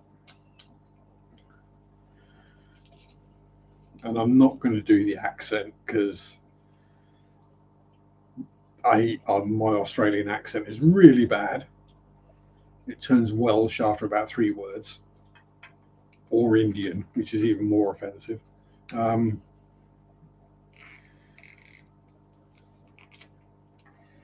Yeah, I'm not very good at accents. I struggle with my own one.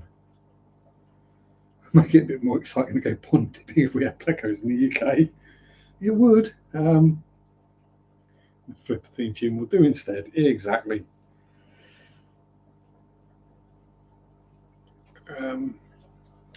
Yeah, but it's one of those things where if people suddenly start catching bristlenose plecos out of the local rivers and lakes, I'm going to be like, oh crap. Uh-oh. Whoops.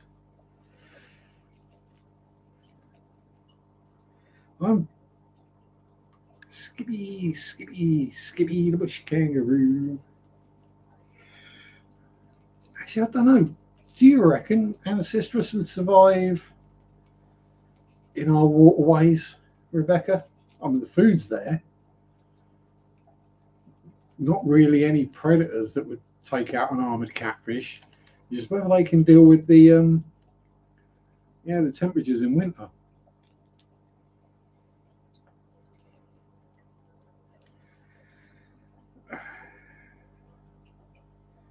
Do I do that experiment? Do I stick some bristle noses in my pond and see what happens? Yeah, I mean, otters will destroy anything. Eat shopping trolleys and welly boots. Quite probably. Yeah, otters are evil. Otters, they're cute and they're a natural part of the British ecosystem. Fair enough, not a problem. Reintroduced, but yeah, they're evil bastards, and they cost a lot of money to keep out of fishing lakes. You'll see, not be, but you'll see otter-proof fences around carp lakes, simply because they get in there and they've got this bonanza of big fat carp there, and they literally just eat the liver and leave the rest of it. But yeah, beavers are cute.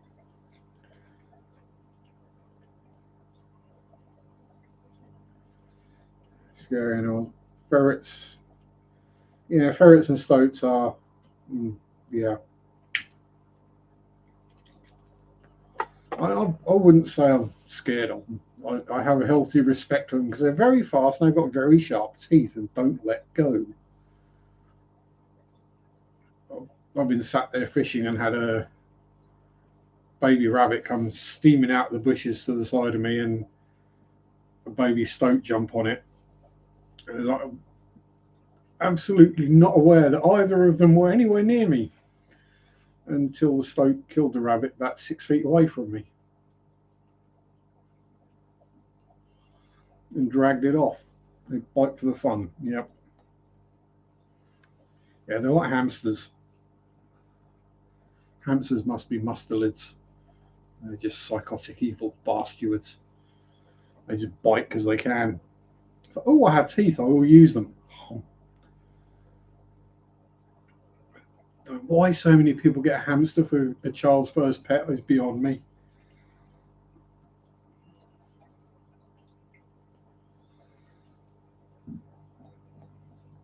And they can survive our winters.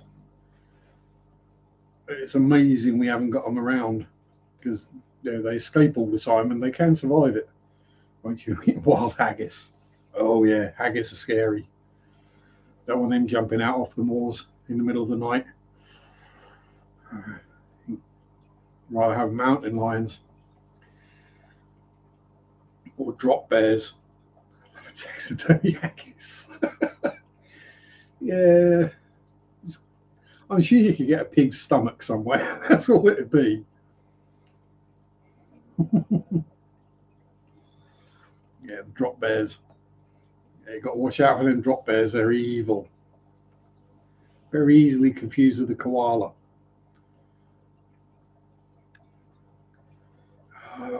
I think they are related. I think the drop bear is basically a marsupial haggis.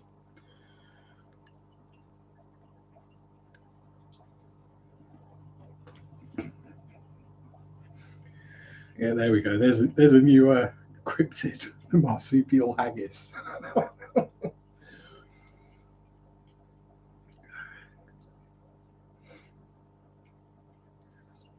Well, I was actually watching a video the other day about Australian cryptids. Some very, very strange creatures on that list. What would happen if we crossed the two? Um, Armageddon.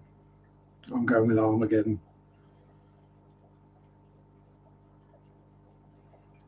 Oddities and Curiosities expo that Ed and I went to in Atlanta last weekend had a taxidermy class going on, $245 rabbit provided.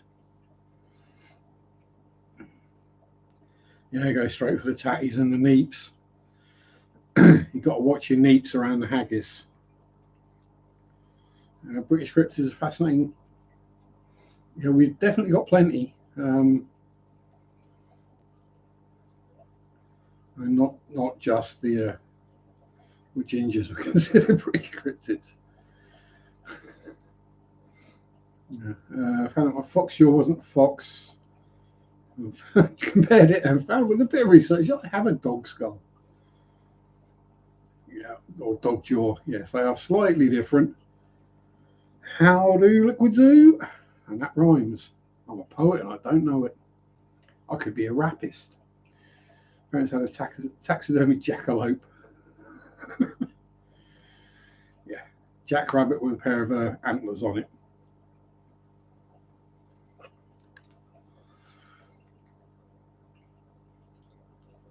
My theory is the jackalope story probably originated from a jackrabbit that either had accidentally somehow got a pair of deer antlers stuck on its head, or it had deformed ears.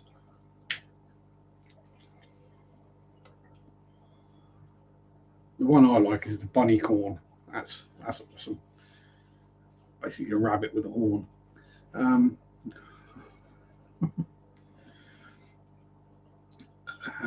Yeah, I'm trying to think what other English cryptids we got. We've got the Duvacool, Shuck, Kelpies, Woodwoses. Not so much a cryptid because we know what they are. Is the things like the beast of Bodmin Moor. Yeah, we've just got a population of breeding melanistic cougars in the UK is all that is.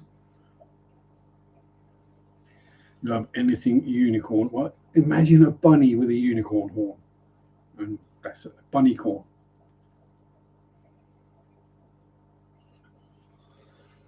Many moons ago, I had a model figure that I painted, which was a zombie corn.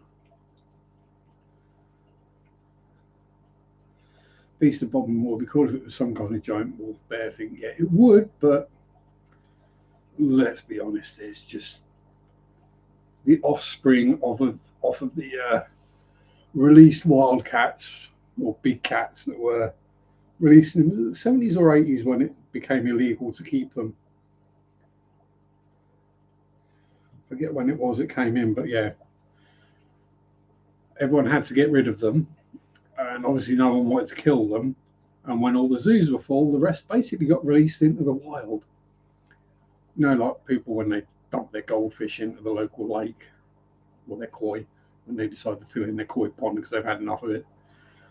Yeah, that's what happened with the black panthers, or melanistic cougars.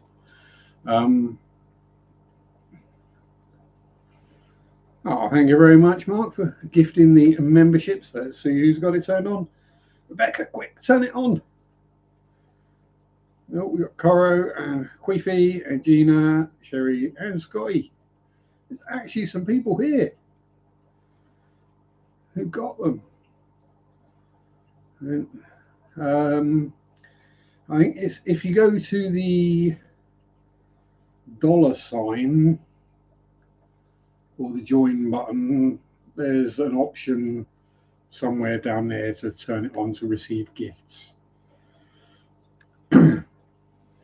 I did it once and I've not had to do it again, so I've forgotten it because I'm old and crap. But yes, thank you very much, Mark. Yeah, so British cryptids, yes, plenty of them. Releasing goldfish. Yeah, so that's where all the tales of the Beast of Bodmin, or there was one spotted around here several years back. There's a small wild population of breeding, and people say, "Oh no, there's no proof." Why aren't anyone to see it? Why are all the pictures and videos all potato cam? This is a wild ambush predator that doesn't want to be spotted. It's not going to be wandering down the high street or wandering around the fields in the middle of the day. It's going to be hiding up. It hunts at night. It's black. That's the reason. Worms, yes, worms, dragons, explaining large lizards, serpents back then, unless we had our own Komodos.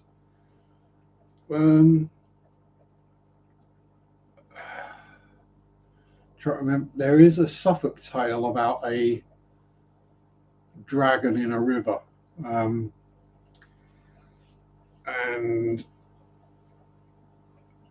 that one was, I think, traced back to a local landowner who had travelled the world and had brought back a baby crocodile. It got big, he let it go. It got into the local river, grew very big, and then died. In the killer rabbit, that is also a local one. There's a local killer rabbit around here. The Warrener's Lodge in Thetford, there is a video on my channel of it, is said to be a white rabbit that kills anyone who it sees.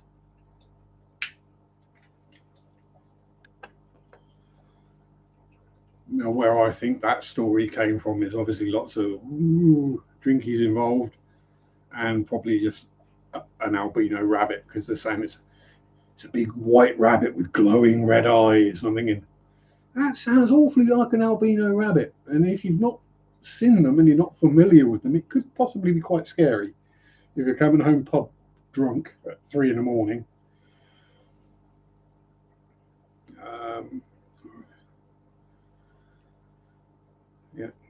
Yeah, we all know a killer rabbit, the bunny viper. Oh yeah, but she kills with love.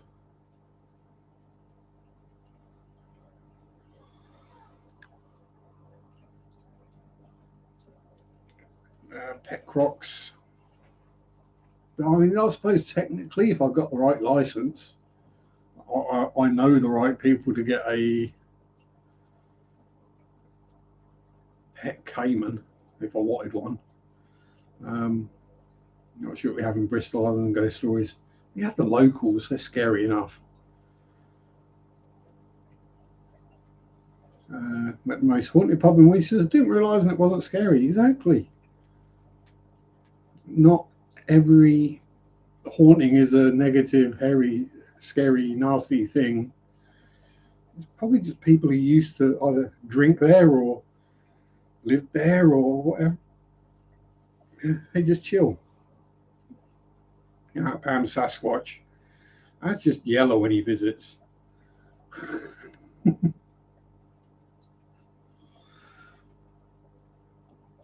Yeah, so again, Bigfoot.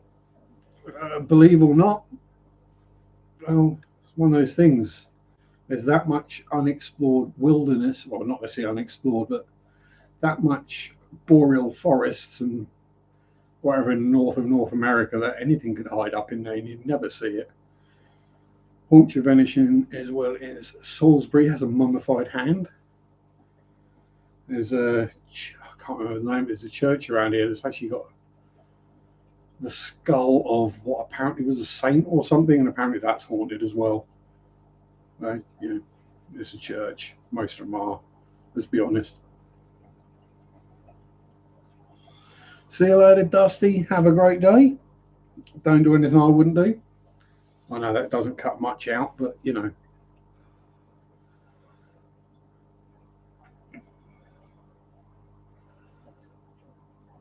Yeah.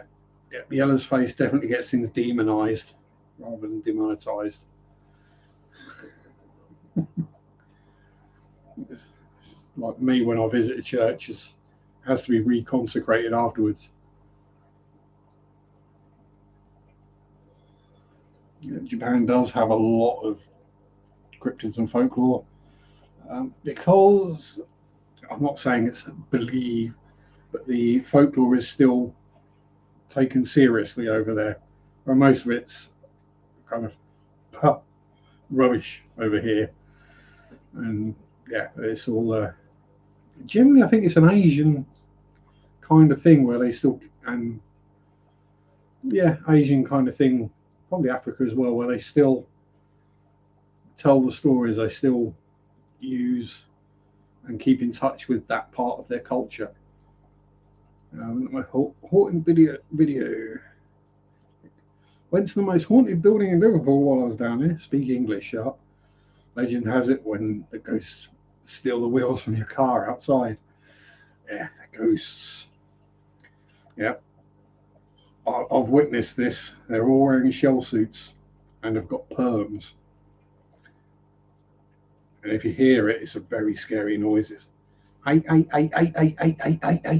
down, calm down, Yeah, also depends where you go in the UK. So places like the southwest, East Anglia, uh, Wales, Scotland, the less populated areas, yeah. And there's still the tales keep getting told around the fire in the pub and keep going. Books get written on it.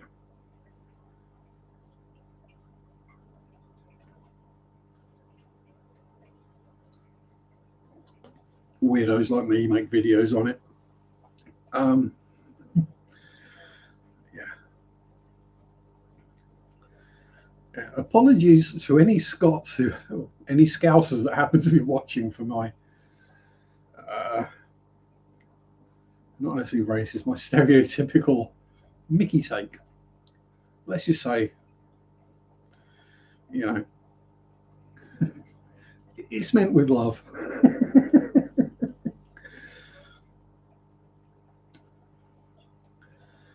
Like a jerry curl, yes, a perm, a permanent wave, which is the full name of it. But yeah, basically think white people were in a shell suit with an afro. Scots mentioned first instead of Scousers might be the worst offence. Yeah, probably true. At least I didn't go with French or Welsh. Hello, Junebug. How are you? Here for the end, and Andrew's back. Yellow's got a picture of Pam with a perm. Oh, don't you dare go sharing that, or you will lose your genitals. Um, so I'm taking it the people who've been and come back have all had their tea, which I'm going to have to do momentarily because my bellies are grumbling. And not in the way that it's going to produce more wind momentarily either. In the, dude, I'm empty, you need to fill me. Otherwise, you're not going to sleep tonight because your stomach will be making such a loud noise. Yes. Yeah, sometimes I'm laying there trying to get to sleep, my stomach just starts doing a whale song. Dumbarton Rock just down the road from the Haunted Bridge with the dogs. Yeah. Yeah, I think they were taught, I've seen videos on that. I think what it is with that bridge is due to the unique way of which it's built and positioned, you basically can't see the fact that it's a bridge until you're on the bridge. It just looks like a path with walls either side. So yeah, dogs get the sense of whatever's under the bridge, jump over what they think is just a low wall to investigate, and yeah, they're at the top of a bridge. If you're not familiar with it, just Google dog suicide bridge. Oh, sorry, we're not allowed to say that word apparently. You had to say self-termination. Yeah. Which actually sounds worse.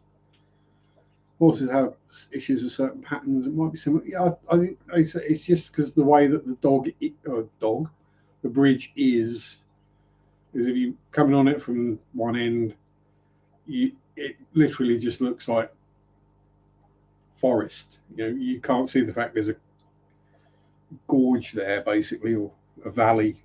It's not that deep, but deep enough for a doggy to go if it drops over it. That's why I avoided this. You know, I struggle with unalive. Yeah, that's the other one. Yeah, made someone unalive. Yes, all the various ways to dodge Oh, I might get demonetized if I say that.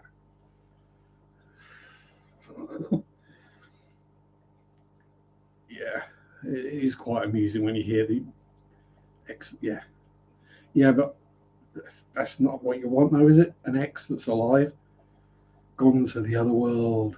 Yeah, I just say dead, murdered, suicided. People get upset with it. Tough. I'm speaking my language. It's like, I've said it before. The people who get upset about black paint from a Spanish manufacturer having a certain word on the side of it, I think they're being racist. Like, no, that's just Spanish for black. Gone to meet his maker.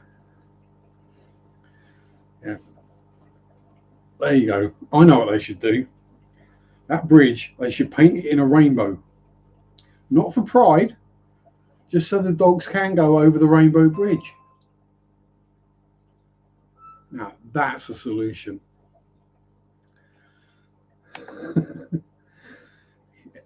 Epstein himself, or Shipman himself. Horses can't deal with rainbows. Well, yeah, that's because horses are transphobic.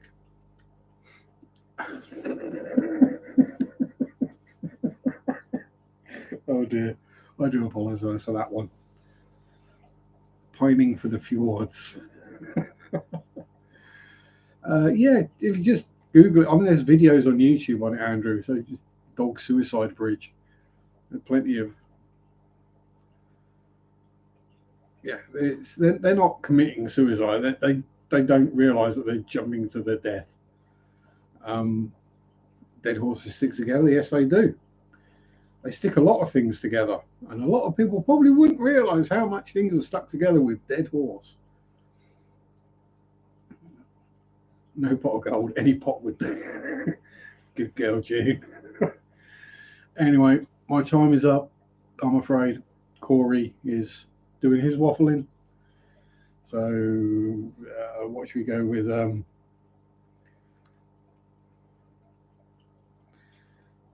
We'll go with hashtag unalive because it's not too long to type, and that will really confuse Corey if you're going over to his stream or someone else's.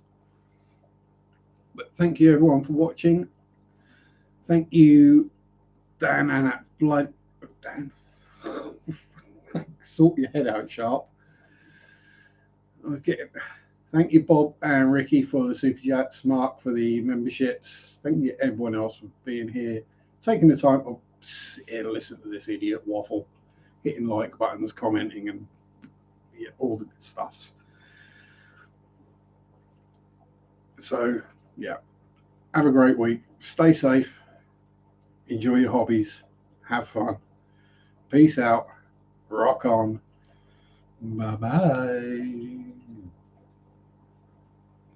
Sunday shop do do do do do do. Sunday shop do do do do do do. Sunday shop do do do do do do do do. Ah.